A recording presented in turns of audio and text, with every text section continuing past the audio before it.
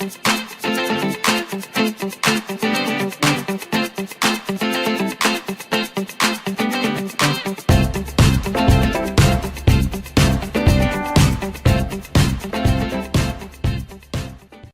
pessoal, voltamos aqui agora para fortalecer a teoria que nós vimos anteriormente, que é a alotropia.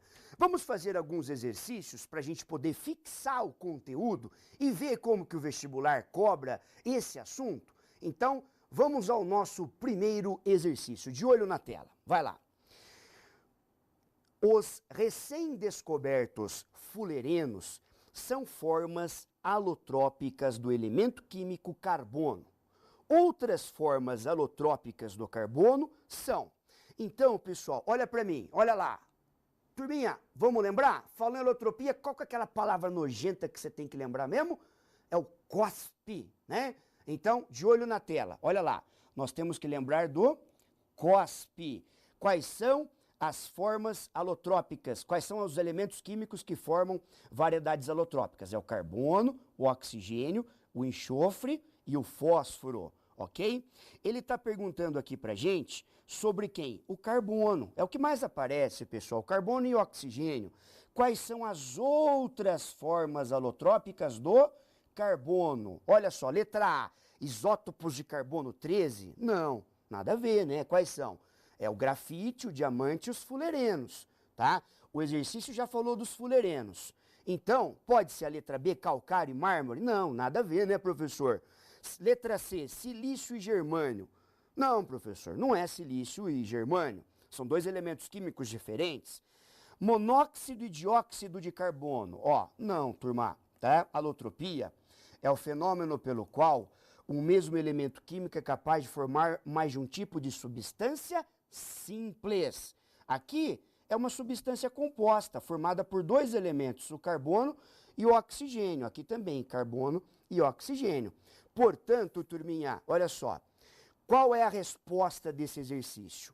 Quais são as outras variedades alotrópicas para o carbono? Letra E, carbono diamante e carbono grafite. Olha lá.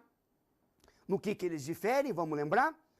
Quanto à estrutura cristalina, tá? A estrutura cristalina, o jeitão com que os átomos se agrupam no espaço tridimensional.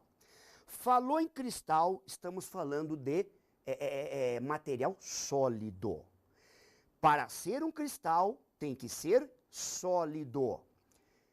E se esse sólido apresentar microestrutura organizada, tem que estar bem organizadinho, aí eu falo em cristal. O diamante, a estrutura diamante é um tipo de estrutura cristalina e a estrutura grafita ou grafite também é uma estrutura organizada, também é uma estrutura cristalina. Tudo bem? Vamos para o nosso próximo exercício. Olha lá. São elementos que apresentam formas alotrópicas. Mais uma vez você vai lembrar daquele método, né, meio nojentinho, né? Como é que é? É o COSP, né? Quais são os elementos químicos que constituem variedades alotrópicas? Carbono, oxigênio, enxofre e fósforo. Ó, hidrogênio não pode ser, ele não está aqui no COSP, né?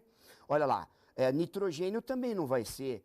Cálcio, silício, não mencionei. Então, com certeza, quem que é? É o fósforo, né? O fósforo e o enxofre. Letra B de boleta, pessoal, ok?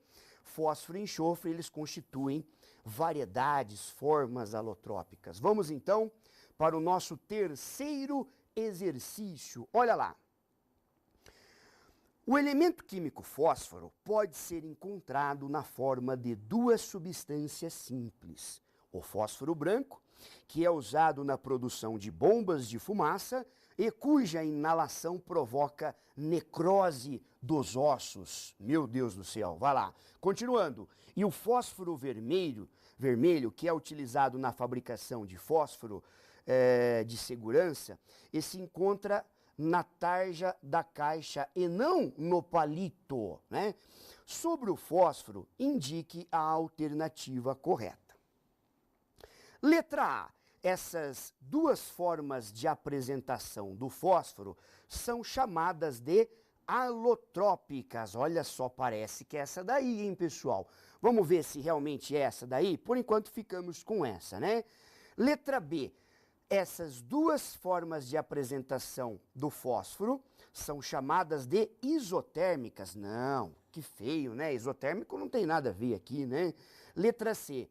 A diferença entre as duas formas de fósforo reside somente no estado físico? Não, ambos constituem estado sólido. Ambos são encontrados no estado sólido, né? O que diferencia é quanto à atomicidade. Uma é definida, outra é indefinida. Letra D, olha lá. O fósforo se apresenta na natureza em duas formas, chamadas de isobáricas, né? Nada a ver isobárico aqui também, né? Letra E, essas duas formas de apresentação do fósforo são chamadas de isotópicas. Então aí, o vestibular querendo fazer um joguinho de palavras com você. Não, então ratificando, a alternativa A é a alternativa correta. Essas duas formas de apresentação do fósforo são chamados de alotrópicas, né? Apenas relembrando que a diferença entre o fósforo branco e o fósforo vermelho reside na atomicidade. Um tem atomicidade definida, o outro tem atomicidade indefinida. Tudo bem, pessoal? Olha lá, vamos para a nossa última questão. Sobre o elemento químico oxigênio, é incorreto afirmar. Letra A. Encontra-se na natureza sob duas variedades, o oxigênio comum e o ozônio. Será que é essa daí? Turma, está correto, né? Mas ele quer a alternativa incorreta. Realmente, o oxigênio ele se apresenta como O2 ou como O3. Então, aqui está corretíssima essa afirmação. Letra B. O oxigênio comum é um dos constituintes da atmosfera terrestre. Ainda bem, né, pessoal? O oxigênio comum, né? O que ele está falando? Ele está falando que não é o ozônio, tá? Em vez da gente falar assim, né? O chato conceitual, sabe aquele cara chato conceitual? Ele fala assim, né? É oxigênio molecular diatômico, oxigênio molecular triatômico. Não, não precisa. Fala em oxigênio comum, que é o O2, porque se você falar ozônio, subentende-se o O3, tá bom? Mas a letra B está correta, né? O ozônio comum é um dos constituintes da atmosfera terrestre. Vamos lembrar? Em qual porcentagem? 20% em volume. Tá certa a alternativa B, mas o exercício ele quer a incorreta. Letra C. O ozônio tem fórmula molecular O2. Não tem, né, pessoal? O ozônio tem fórmula molecular O3, então aqui está errado. Se ele quer a alternativa C, se ele quer a alternativa incorreta, melhor dizendo, né? Essa alternativa é a alternativa C. Letra D, vamos ver então, confirmando aí, a letra D, ela tem que estar certa, né? Olha lá. Submetendo-se o oxigênio comum a descargas elétricas, ele pode ser convertido em ozônio. Tá certo, pessoal? Olha para mim aqui, olha só, né? Quando eu era adolescente, né? Minha cara era cheia de espinha. E aí eu me incomodava muito com isso, né? Olha só. Aí a gente ia numa tal de esteticista que ficava lá espremendo a espinha do nosso rosto, um sofrimento, né? Muito grande. Não gostava muito de fazer isso, mas, né, temos aquele trauma de espinhas que todo adolescente tem.